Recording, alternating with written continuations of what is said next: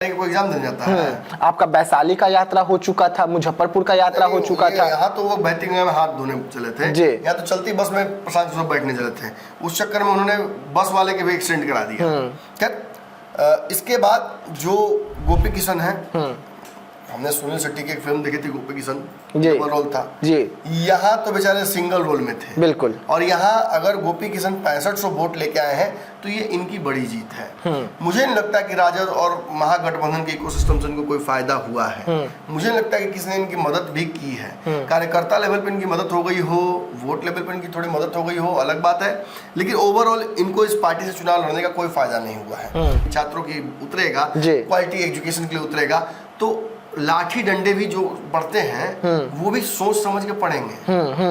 सरकार को मुश्किल हो जाएगा ना। 4 जिला है, वैशाली, शिवहर, सीतामढ़ी, इन जिलों में यदि एक बड़ा नेता शिक्षकों की, छात्रों की आवाज उठाने के लिए पटना चल दे तो उसके साथ साथ इन जिलों के कार्य हैं।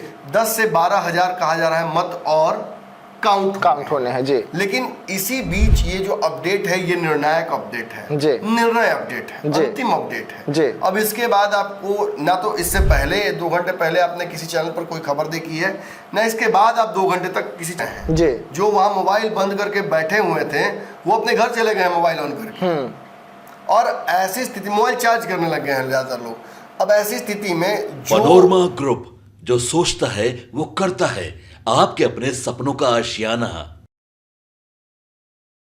नमस्कार, मैं विकास सिंह और आप देख रहे हैं भारत लाइव। देखिए तिरहुत का चुनाव, और तिरहुत के चुनाव जो है वो इस वक्त काउंटिंग अपने आखिरी चरण की ओर बढ़ चला है। अब लगातार हम आपको खबरें दिखा रहे हैं कि कौन जीत रहा है, कौन हार रहा है, कौन दूसरे स्थान पर तो कौन तीसरे स्थान पर। लेकिन अब आखिरी चरण का अगर हम बात करें तो आपको नंबर बताने आए हैं। अब इसमें सिर्फ आपको नंबर ही बदलाव होगा, पर जो नामों का श्रृंखला है वो वही रहेगा। और आज हम आखिरी अपडेट और बाउंसर अपडेट जो है वो देने आए हैं, और हमारे साथ में हमारे संपादक डॉक्टर नमन मिश्रा सर है। सीधा हम सर से जुड़ते हैं। सर, तिरहुत चुनाव अब ज्यादा कुछ बदलने वाला नहीं है, जो लगातार हम खबरें दिखा रहे हैं वो दर्शक देख रहे हैं, लेकिन आखिरी अब चरण की और चुनाव का प्रक्रिया जो है वो बढ़ चला है। क्या कुछ अपडेट आ रहे हैं? देखिए, पिछले खबर में मैंने कहा था दर्शकों कि भाई हम जमाए हुए बीच मिल लेंगे तो कोई दिक्कत, मैंने बुरा मत मानिए जी। इस खबर में मैं आपकी तरफ से भी माफी मांग लेता हूँ जी। कहीं बीच में आप जमाई ले लीजिए जी तो उसके लिए भी माफ करें जी, क्योंकि समय ही वही है। मुझे लगता है कि ये तो उठने का समय है और अब हम लोग शायद सोने जाए। सब उठ रहे होंगे तो हम सोने जाए। अपडेट अगर आ गई इस वक्त भी तो वो भी देना जरूरी है। बिल्कुल। देखिए, आखिरी चरणों में अब ये काउंटिंग चल गई है, बहुत अंतर नहीं है जी। 50,000 से ऊपर मत काउंट हो चुके हैं। बिल्कुल। 5,000 के आसपास मत जो है वो अवैध अब तक वहां पता चल रहा है जी। आंकड़े स्पष्ट नहीं है क्योंकि इन बिटवीन हम बता रहे हैं जी। जहां जिस चरण के आखिरी अपडेट हमें मिला था और जहां ये पहुंच रहा है उसके बीच की खड़ी बता रहे हैं जी। 10 से 12 हजार कहा जा रहा है मत और काउंट होने हैं जी। लेकिन इसी बीच ये जो अपडेट है ये निर्णायक अपडेट है जी, निर्णय अपडेट है, अंतिम अपडेट है जी। अब इसके बाद आपको ना तो इससे पहले 2 घंटे पहले आपने किसी चैनल पर कोई खबर देखी है, ना इसके बाद आप 2 घंटे तक किसी चैनल पर कोई खबर देखने वाले हैं। किसी भी चैनल पर यहाँ से खबर आपको इसके बाद तभी मिलेगी जब 7, 8, 9 बज जाए जी, और तब शायद वहां से अपडेट फिर से आना भी शुरू हो जाए, क्योंकि अब अपडेट आना बंद हो गया है जी। अब तक जो अपडेट हम जिन लोगों से ले रहे थे वो भी सो गए हैं जी। जो वहां मोबाइल बंद करके बैठे हुए थे वो अपने घर चले गए मोबाइल ऑन करके, और ऐसी स्थिति मोबाइल चार्ज करने लग गए हैं ज्यादातर लोग। अब ऐसी स्थिति में जो लड़ाई में बचे हैं या जो 1-2 नंबर पर हैं जी, वो इस उम्मीद में वहां बैठे हुए हैं कि उनके साथ खेल ना हो जाए, कोई कहीं मामला गड़बड़ ना हो जाए, ऐसा ना कि एकाएक आगे है एकाएक पीछे हो जाए। हालांकि अब संभावनाएं नहीं, बहुत ना के बराबर। हम जल्दी से आंकड़े भी आपको बता देते हैं तेजी से। देखिए, ब्रिजवासी जो शिक्षक नेता हैं जिन्हें के पाठक के विवाद के बाद निकाला गया था, पत्र जारी हो गया था, पूरे बिहार के शिक्षकों और छात्रों के आंदोलन के एक बड़ा चेहरा बन गए। खासतौर पे सरकार वर्सेस जो शिक्षक एक आंदोलन है जी, उस आंदोलन के ये प्रणेता बन गए। और मुझे लगता है कि 16,000 के आसपास इन्हें वोट्स अभी आए हैं। जो अभी काउंटिंग बाकी है 12-13 हजार मतों की, उसके बाद इनका आंकड़ा फाइनल क्या होता है वो बढ़ेगा ही, बिल्कुल मुझे लगता है कि काफी बढ़ेगा जी। और ऐसी स्थिति में मुझे ये लगता है कि जिस जीत की ओर ये बढ़ रहे हैं, बिहार को एक नया और बड़ा शिक्षक नेता मिलने वाला है जी।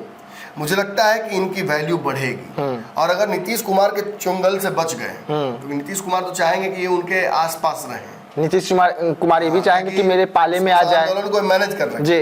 अब एक जनप्रतिनिधि होकर अगर ये सड़क पर उतर जाएंगे शिक्षकों के लिए, तो शिक्षकों के आंदोलन को बहुत ताकत मिलेगी। बिल्कुल। राकेश रोशन जो चुनाव को लड़ने गए थे युवा, उन्होंने भी मुझसे बात करने तो यही बात कहा था कि मैं ये नहीं चाहता हूं कि कोई पार्टी जीते जी, मैं चाहता हूं कि एक निर्दलीय जीते। बिल्कुल। और मैं जीतूं या कोई निर्दलीय जीत जाए, अगर वो जीतता है तो उसके पास एक ताकत आ जाएगी। जी, जब जी। वो एक जनप्रतिनिधि के तौर पर जनता की आवाज उठाने के लिए शिक्षकों की, छात्रों की उतरेगा, क्वालिटी एजुकेशन के लिए उतरेगा, तो लाठी डंडे भी जो पढ़ते हैं वो भी सोच समझ के पढ़ेंगे।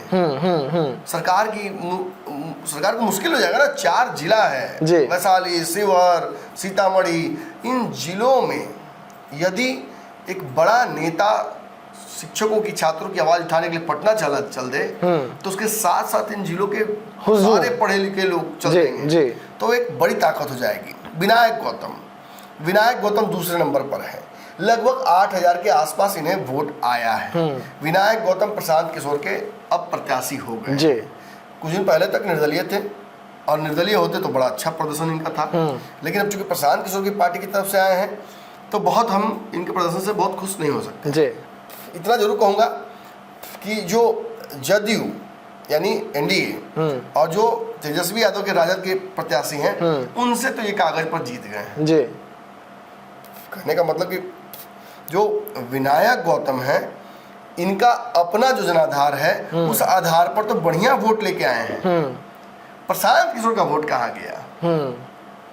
प्रशांत किशोर अपना वोट दिला नहीं पा रहे हैं। प्रशांत किशोर कोई वोट है भी अपना, जनसुराज को कोई अपना वोट है भी, कि कहीं ऐसा तो नहीं कि विनायक गौतम को नुकसान ही हो गया प्रशांत किशोर जाने का।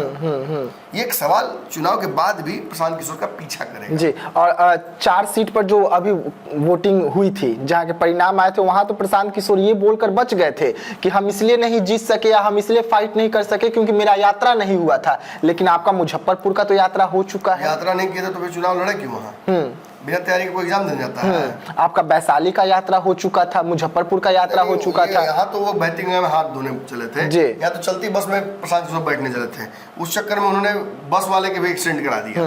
खैर, इसके बाद जो गोपी किशन है, हमने सुनील शेट्टी की एक फिल्म देखी थी, गोपी किशन रोल था जी। यहाँ तो बेचारे सिंगल रोल में थे, बिल्कुल। और यहाँ अगर गोपी किशन 6500 वोट लेके आए हैं, तो ये इनकी बड़ी जीत है। मुझे नहीं लगता कि राजद और महागठबंधन के इकोसिस्टम से इनको कोई फायदा हुआ है। मुझे नहीं लगता कि किसी ने इनकी मदद भी की है। कार्यकर्ता लेवल पे इनकी मदद हो गई हो, वोट लेवल पे इनकी थोड़ी मदद हो गई हो, अलग बात है, लेकिन ओवरऑल इनको इस पार्टी से चुनाव लड़ने का कोई फायदा नहीं हुआ है, और अपने दम पर जो वोट लाए अच्छा लाए हैं। इसके अलावा अब ये कौन है? अभिषेक झा। सारा हॉर्लिक्स और कॉम्प्लान और ग्लूकोन डी सब पिलाने के बाद 1 2 3 4 चौथे पोजीशन पर हैं। ये क्वेश्चनेबल है। 4 सीटें अभी जीती है महागठबंधन, इंडिया गठबंधन, एनडीए गठबंधन। ये नींद का असर है। हाँ, ये सुबह नींद कमाने का असर है जी। खैर, हम पे तो नींद का असर है, इन पर किस चीज का असर है, किस नशे में थे पता नहीं। बाहरी प्रत्याशी टैग लगा 100, देवेश चंद्र ठाकुर के कब्जे का प्रत्याशी, रिमोट कंट्रोल, बिल्कुल बड़े बड़े नेता मदद करने पहुंचे, पूरा इकोसिस्टम लगा, जदयू का सरकारी तंत्र लगा, सभी ने मदद करने की कोशिश की अपने लेवल से। इनको कम मदद नहीं पहुंची है जी, और मसल पावर इनके लिए पूरा लगाया गया है। लेकिन इसके बावजूद अभिषेक झा चौथे नंबर पर चले गए। मुझे तो ये अंदाजा था कि तीसरे नंबर पर जाएंगे। मेरे एक्सपेक्टेशन से भी एक पायदान नीचे ही गिर गए। अच्छे व्यक्ति हैं, ये शिक्षाविद हैं। शिखर इंस्टीट्यूट इनका चलता था बोरिंग रोड में, कई बच्चों को पढ़ाया है, मेडिकल IIT की तैयारी कराई है जी। तो ये एलियन नहीं थे इस चुनाव के लिए, लेकिन इस क्षेत्र के लिए एलियन थे। ये प्रत्याशी चयन पर ही पूरी तरह से विवाद हो गया। और सबसे बड़ी बात कि ये तो अभिषेक झा का भ्रूण हत्या हो गया राजनीति। ये जो वोट अगर लेके वो नीतीश कुमार के पास जाएंगे या किसी पार्टी के पास जाएंगे कल, तो वो कहेंगे कि 6,000 आपको वोट आया था, हालांकि वो 6,000 आया, अभी बढ़ भी सकता है, लेकिन चौथे नंबर पर थे आप। हमारा जन सुराज से आप हार गए, राजद से आप हार गए, आप निर्दलीय से हार गए। ये डैमेज कर देगा आपकी राजनीति को, और इस शुरुआती दौर में ही कहीं ना कहीं। इसके बाद राकेश रोशन आते हैं, 2800 वोट के आसपास इनको आया है। राकेश रोशन का वोट भी मुझे लगता थोड़ा बढ़ेगा, लेकिन मजेदार बात यह है कि राकेश रोशन पहले प्रत्याशी हैं जिन्होंने हार स्वीकार कर ली है और साथ साथ जीत भी स्वीकार कर ली है। ये हार का माला तो पहने, हाँ, लेकिन जीत का भी माला पहने। हाँ, जीत के माला इसलिए पहने क्योंकि राकेश रोशन ने, आपको याद होगा मेरे इंटरव्यू में ही यहीं पे ये बात कही थी कि मैं जीत रहा हूं, इसलिए मेरी जीत कंफर्म इसलिए है, मैं इतना श्योर इसलिए हूं क्योंकि इस चुनाव को निर्दलीय ही जीतेगा। मैंने वो व्यवस्था कर दी है, पूरे चुनाव में घूम घूम कर मैंने वो काम कर दिया है, लोगों के बीच में जागरूकता फैला दी है। अब ये चुनाव जाति के बंधन से बाहर हो जाएगा, पार्टियों के मसल पावर से बाहर हो जाएगा, और इसमें कोई भी निर्दलीय जीतेगा तो ये जीत मेरी होगी। अभिषेक झा और देवेश चंद्र ठाकुर और वैसे लोग जो इंस्टीट्यूशनलाइज करना चाहते हैं डेमोक्रेसी को, जो डेमोक्रेसी की सबसे बड़ी खूबसूरती बदलाव को समाप्त कर देना चाहते हैं कि हम कह दिए तो सीट मेरी है, हम कह दिए तो टिकट मेरा है, हम कह दिए तो जीत मेरी है, तुम मत दो वोट हमको, तुम किस जाति को तुम भी मत दो, तुम उस जाति को मत दो। वैसे लोगों को एक करारा तमाचा पड़ा है यहाँ। बिल्कुल। और निश्चित ही एक जो मैंने कहावत आपको कही पिछले वाले वीडियो में जी, उसको रिपीट जरूर करना चाहूँगा कि एक चीज़ और राकेश रोशन ने यहाँ साबित कर दिया कि चाहे आप सरकार में ही क्यों ना हो, ये चुनाव जो होता है एमएलसी का, ये पार्टियों के बंधन से काफ़ी अलग है। और इसके नेचुरल फ्लो को बदलने की कोशिश कीजिएगा तो ये आपका ही अंतक परीक्षण कर देगा। अब ये जदयू का पोस्टमार्टम हो गया इस चुनाव में। बिल्कुल। अब आगे से जदयू प्रत्याशी चयन को लेकर और चुनाव की प्रक्रिया को लेकर एक सम्माननीय प्रवृत्ति, सामान्य अप्रोच रखेगी ताकि कोई इसमें गड़बड़ी ना हो सके। अच्छा, यहाँ इनवैलिड वोटों की संख्या भी 4000 के आसपास हो गई है, जो कि एक्सपेक्टेड था। मुझे लगा इससे ज़्यादा भी होगा क्योंकि बहुत खबरें आई थी कि लोग फर्जी वोटर बना रहे हैं, खबरें आई थी कि इसके बारे में बहुत जागरूकता नहीं है। आप भी बता रहे थे कि एक ही स्टाम्प इधर-उधर लग जाता है। बिल्कुल। उसके बाद में वोटरों के पिता 120 एक ही आ गए जी, वो भी हुआ था फर्जी वोटर जी। तो ये निश्चित ही 50,000 के आसपास वोट अब तक गिर गए हैं। आगे देखते हैं अब कितने वोट्स बचे हुए हैं। जो आंकड़ा आ रहा है उस आधार पर 70,000 के आसपास का वोट का एक्सपेक्टेशन था, जिसमें से 5,000 के आसपास वोट इनवैलिड होने के चांसेस हैं। तो कमोबेश वही 60, 62, 65 के आसपास ही कहीं आके मामला टिकेगा। तो हम बहुत दूर नहीं हैं, जो रिजल्ट है उससे हम बहुत दूर नहीं हैं। अब बस घोषणा मात्र बाकी है। एक सवाल रहेगा सर, अभिषेक झा जो चौथे नंबर पर है, चुनाव प्रचार थमने से ठीक चंद घंटे पहले हमारा और इनका इंटरव्यू हुआ था, आपने उस इंटरव्यू को देखा ही होगा, जिसमें ये हमारे सवाल से भाग रहे थे। तो क्या अभिषेक झा को चुनाव प्रचार थमने से पहले ही पता चल गया था कि वो तीसरे नंबर पर भी नहीं चौथे नंबर पर है, इसी वजह से वो कैमरे पर आने से डर रहे थे, मीडिया के सवालों से भाग रहे थे? अभिषेक बहुत संस्कारी लोगों में से, मैं आपको इतना दावा तो सच कह सकता हूँ जी। मेरी जितनी भी इंटरेक्शन हुई है, मैं जितना भी उनके पास जाना हूँ, बहुत संस्कारी है, बहुत व्यवहारिक है। और ऐसे लोग राजनीति में बहुत सफल नहीं आपको दिखेंगे। और ये इस बार भी आपको दिख गया ये एग्जाम्पल। साफ सुथरा बिजनेस करना, साफ सुथरी पढ़ाई करना, साफ सुथरा काम धंधा करना, ये इनका काम रहा। बिल्कुल। अब ये पड़ गए देवेश चंद्र ठाकुर और उनके जैसे जो पॉलिटिकल रूप से बड़े खिलाड़ी हैं, उनके चक्कर में पड़ गए। वहीं कहीं ना कहीं ये गलत हो गए और इनको एक स्केप गोट के तौर पे, बलि का बकरे के तौर पे इस्तेमाल कर दिया गया। अब अभिषेक झा को ये बात समझ में आएगी कि उनके साथ खेल किसने किया। अभी तक उनको सही में लग रहा होगा कि हमारे आपके जैसे पत्रकार हैं जो कह रहे हैं कि वो कहीं लड़ाई में नहीं है, वही उनके दुश्मन है। अब उनको समझ में आएगा कि वास्तविक दुश्मन तो साथ में घूम रहा था। इसी पर मैंने पिछली बार आपको कहानी एक कही थी जी, हालांकि समय नहीं है, नहीं तो मैं कहानियां कहता जी।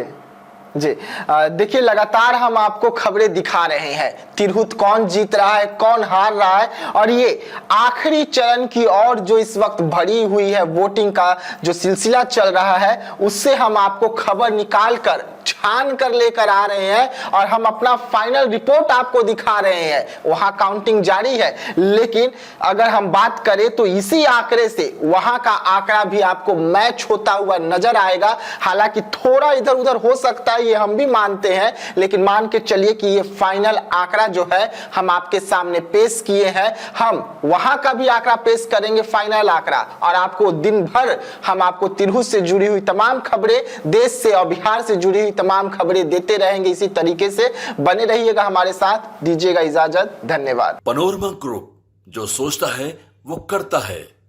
अगर ये वीडियो पसंद आई और वह बिहार के राजनीति और बिहारियत से सरोकार रखेनी तो सब्सक्राइब बटन दबा के चैनल के सब्सक्राइब कर ली। ओजे एगो घंटी बा, ओकरा बटन दबा देला से कुल सटीक और मारक खबर रुआ मुफ्त में मिल जाई।